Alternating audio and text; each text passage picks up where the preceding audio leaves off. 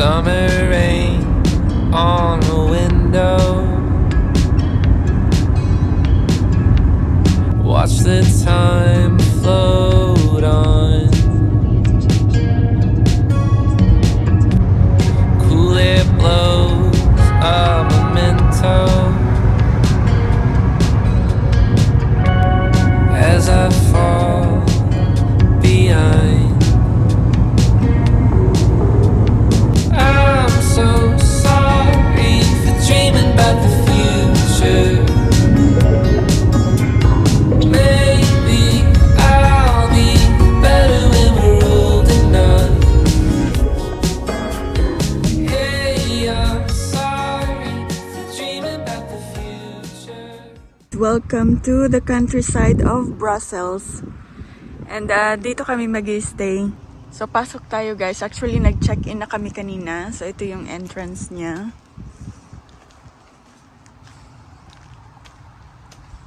Ayan. Ito yung whole property.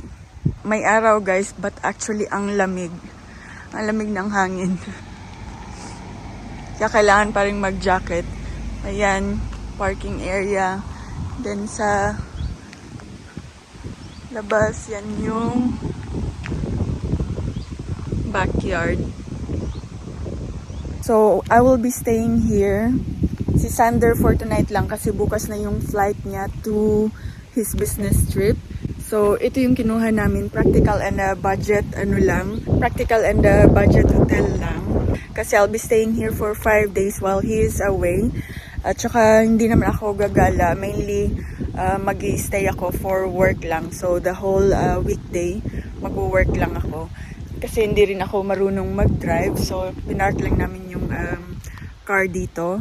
And then, siguro mag-order lang ako ng food at saka groceries or magluluto sa loob. So, let's go and check the rooms.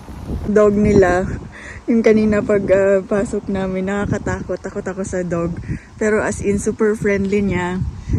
Hindi ko alam kung anong name niya. Say hello!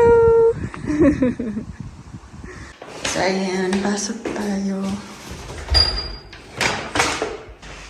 So, pagpasok dito is yung kitchen. Common kitchen shop. So, yan yung for coffee section. May toaster, then coffee. Then yan yung mga gamit, mga plato, baso. Then pwedeng kumain dito sa dining table. Then here is yung lutuan at saka sink. Ayan. Then nandito sa baba yung mga gamit pang luto. Ayan. Then dito, may fridge and then oven.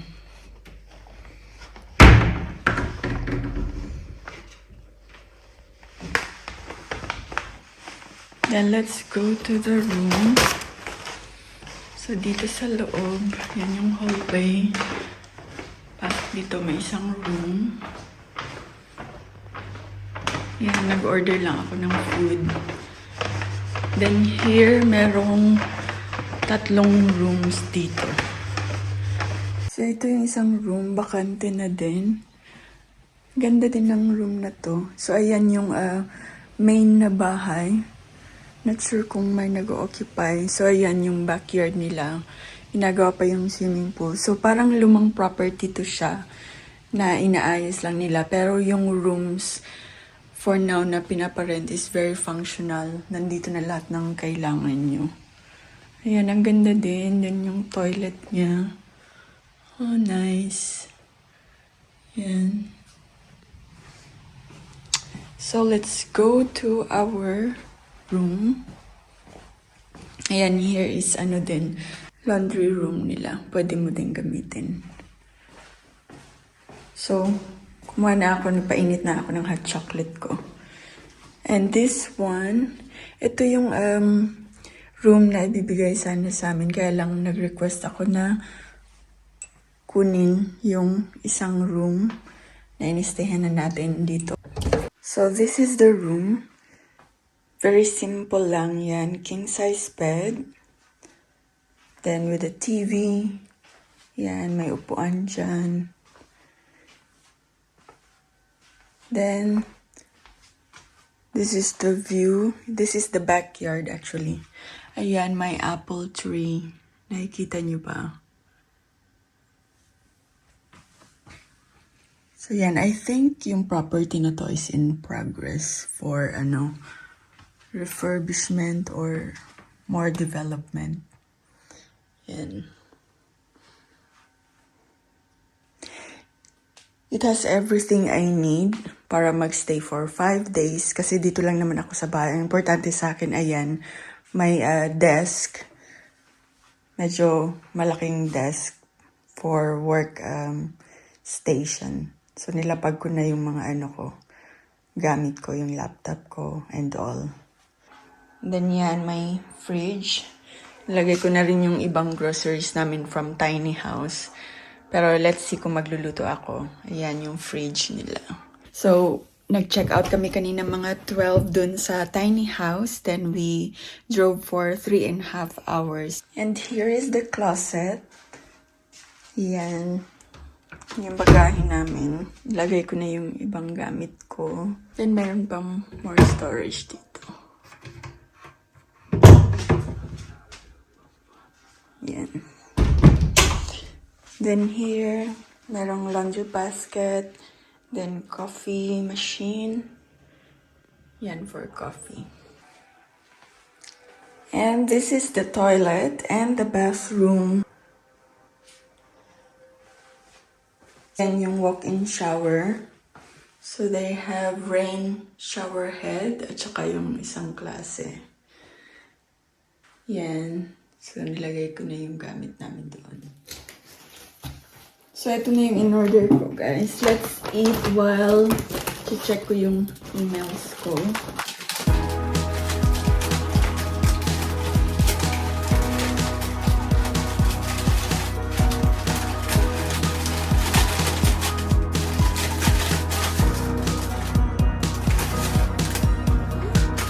My friends on the internet talk to me more than my real ones do. I'm Nag-order lang ako sa McDonald's ng chicken and salad. Ayan. Yung delivery guy kanina natakot din sa dog. Ganun din yung makaramdam ko ng pagdating ng pagkakita ko sa kanya. But actually, very naman siya. Friendly. At saka safe naman siya. Nakakatakot lang talaga siya. Siyempre kasi ang laki niya, diba? Malaki yung aso. Hindi ko alam paano nila train yun na hindi nangangagat. So, nakakatakot siya tingnan. Kung hindi mo kabisado. So, safe na safe yung bahay.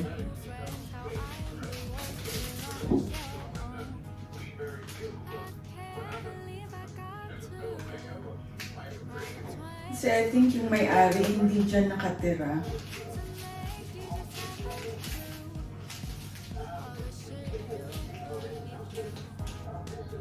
I can't believe I got to write 20 songs about you to make you decipher blue. All the shit you put me through. Tell me what you want, tell me what you need. Healthy. Tired of trying just for you to leave. I was so sad just staring at my phone. Now I'm glad you're gone, I'd rather be alone. So, I'm checking out today. Yan na yung lahat ng gamit ko. Ayan, may kasama ng cat. Abi, come! Ayan, alis na kami. Dumating na si Sander. Alis na kami. Let's go! Bye!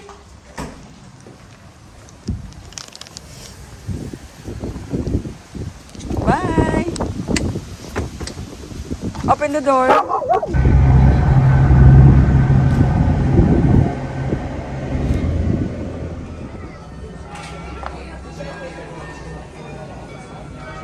So, papunta kami ng dinner, guys. Dito kami sa Alkmaar.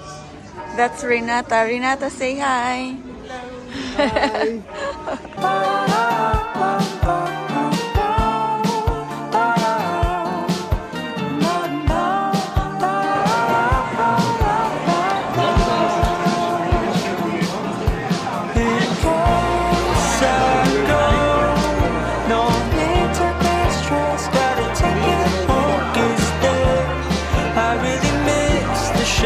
So all of this one, huh?